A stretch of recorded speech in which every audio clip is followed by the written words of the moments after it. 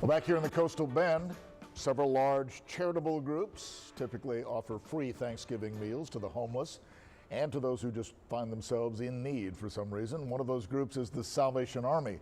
The meals are usually served inside their headquarters here at 521 Josephine in Corpus Christi, but COVID forced a change this year. Volunteers put together some 400 to-go boxes that were handed out from the Salvation Army's mobile canteen.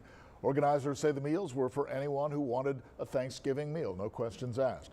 And they say without community volunteers, this simply would not have been possible. Without volunteering, without the financial donations, events like this just don't happen. And so we're so grateful for the city and the citizens of Corpus Christi for helping us make a difference and to do the most good in our community. That was Captain Patrick Gessner. He says now more than ever, families are finding themselves in a financial struggle due to COVID. So the Salvation Army is stepping up in every way possible.